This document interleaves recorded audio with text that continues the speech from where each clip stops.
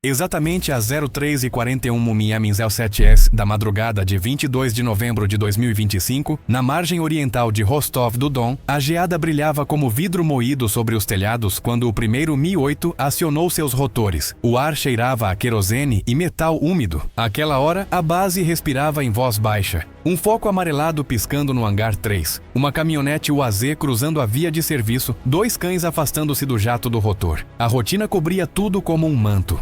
E sob esse manto chegou algo que ninguém esperava ver a olho nu. Uma sombra que não vinha do céu alto, mas da beira da água, colada aos salgueiros, navegando a escuridão rente ao terreno. Não era míssil, não era foguete. Era um drone ucraniano de longo alcance que havia cruzado a fronteira com paciência de artesão, seguindo curvas de vento e lacunas de radar, buscando um único alvo: caçar um helicóptero em trânsito, não na pista, não no hangar, mas no momento em que ainda está decidindo a que altitude se sente seguro. O Mi-8 e a MTS-Chá, pintura cinza fosca, pods de contramedida sob as asas curtas, painéis com rebites visíveis na raiz da fuselagem, recebeu a autorização da torre às 03h42 mais MDSS. O comandante fez um leve aceno, quase imperceptível, e empurrou o coletivo. A aeronave taxiou, alinhou, acelerou e o mundo virou anéis concêntricos de poeira. Subiu a 150 metros como quem sobe um degrau de concreto, sem pressa, sem alarde, confiando no manual. A bombordo, a metralhadora ficava livre. A estibordo, a cabine de passageiros levava 2 técnicos com mochilas. O plano de voo marcava um arco curto ao sul, altitude de trabalho 220, velocidade de cruzeiro em torno de 180. Nada extraordinário. Exceto que naquela madrugada, a ameaça não viria de um SAM nem de um caça. Viria de algo pequeno, obstinado e muito baixo. A 90 quilômetros dali, numa sala sem janelas, com cheiro de café frio e plástico novo, um operador ucraniano deslizava o polegar pela borda do joystick. Em seu monitor, 3 linhas bastavam para justificar uma noite inteira. Altitude 18,22 metros AGL, velocidade 165 km/h, assinatura térmica baixa com picos nos ajustes. A aeronave não tripulada seguia um corredor memorizado de sombras. Margens de rios, taludes, silos alinhados como postes. Faixas de bétulas que quebram o sinal de radar e confundem a acústica. A rota não havia sido desenhada em um dia. Era a destilação de semanas de voos de reconhecimento, mapas SAR de uso comercial, lições de outras noites. Não se tratava de chegar. Tratava-se de chegar sem obrigar o inimigo a levantar a cabeça. O drone não era prodígio nem mistério. Era uma soma eficiente. Fuselagem em sanduíche de fibra e espuma estrutural, asas com reforço de carbono no longarinas, motor pequeno com hélice de passo fixo amortecida, navegação inercial com correção pontual via satélite, sensor eletroóptico IR com zoom contínuo e uma ogiva de fragmentação dirigida de apenas 12 quilos, pensada para cortar, não para devastar. Sua melhor arma não estava na ponta, mas na doutrina: perseguir não a base, mas o trajeto, não o hangar, mas a janela entre a decolagem e a altitude segura. Essa janela, na prática, dura o tempo de um suspiro bem medido. 03h44 min/s. O Mi-8 tomou rumo 184. Do lado do rio, um cinturão de guindastes marcava o perfil do horizonte. O helicóptero subiu para 210 metros para ultrapassá-los. A torre mudou de frequência. O artilheiro de bombordo ajeitou as luvas. E um técnico tocou 3 vezes o zíper do colete como quem testa a própria sorte. O drone, enquanto isso, desceu 2 palmos e cruzou um pátio de contêineres, onde o metal gelado devolvia ruídos ocos, perfeitos para mascarar seu motor. A câmera térmica fechou sobre um óvalo quente com 2 pulsos alongados, os escapes do Mi-8 pulsando como brânquias. Janela em 35, disse uma voz na sala. O operador apenas assentiu. Os defensores da base haviam montado um guarda-chuva em camadas, radar de baixa cota, observadores em torres, uma peça rebocada de 23 mm perto do acesso, um veículo com manpads preparado no estacionamento de terra batida. No papel, a malha não tinha falhas. Na prática, naquela madrugada, a malha olhava para outro lugar. Para o alto, para o rápido, para o grande. O inimigo que vinha não era nenhum desses 3. Vinha por baixo do ruído, com um perfil de voo tão baixo que a própria sombra fazia parte do plano.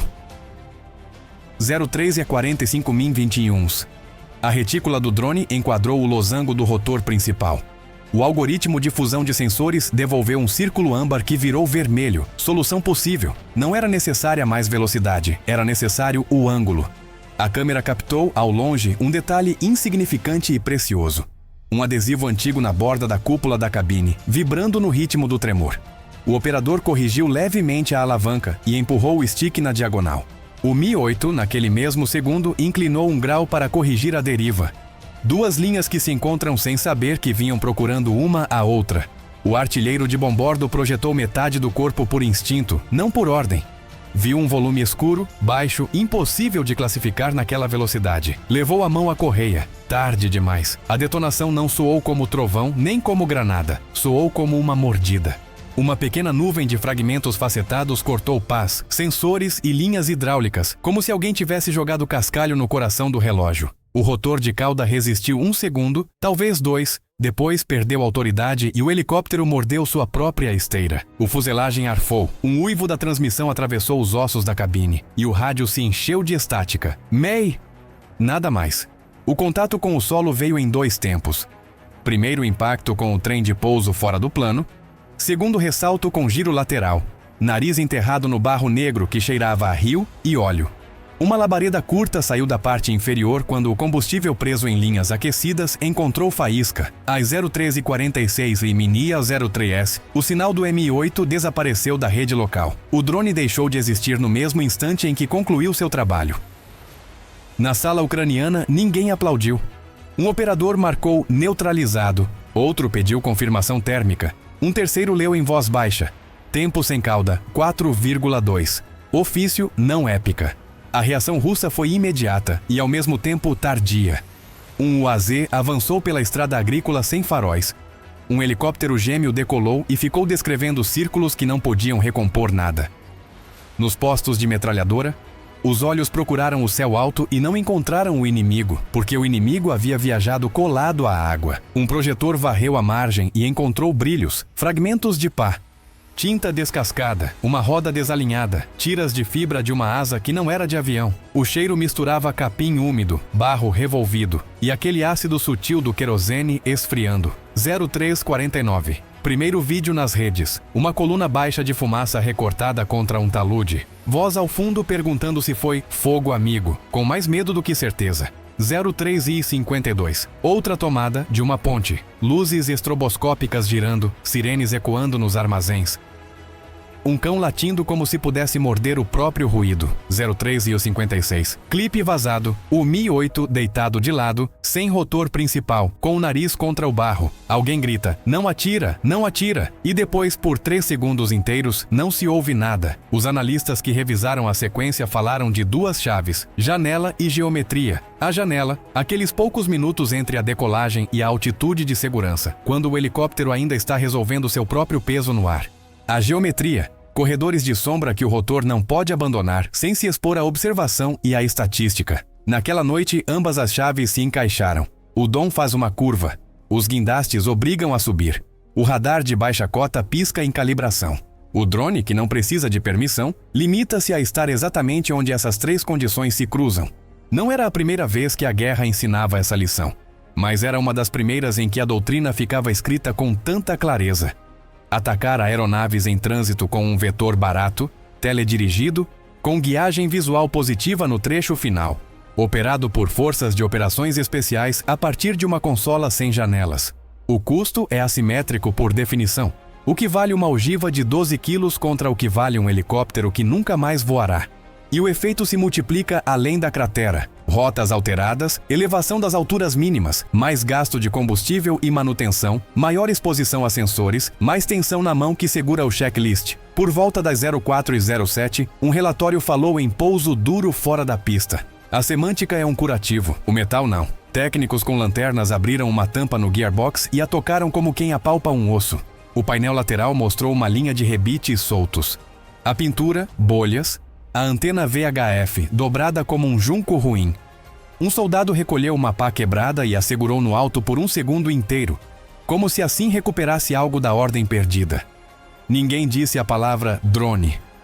Dizê-la era admitir que a malha tinha buracos em lugares que não apareciam no mapa.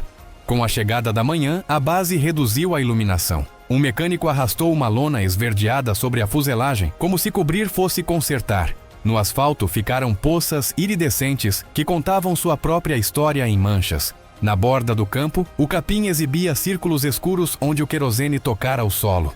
Cavou-se uma vala de drenagem improvisada. Colocou-se fita vermelha e branca ao redor do ponto do impacto. Não por perícia, mas por hábito. Na torre, alguém voltou a pôr música baixa. O turno precisava de um som que não fosse o da noite. Nos grupos de mensagens, a versão mudou 3 vezes antes do café da manhã. Pássaros, cabos, erro humano. A verdade cabia em 20 palavras. Vetor pequeno, baixo, com olhos noturnos, guiado por gente que não está improvisando. O que aconteceu em seguida deixou todos em choque. Inscreva-se para acompanhar esse confronto.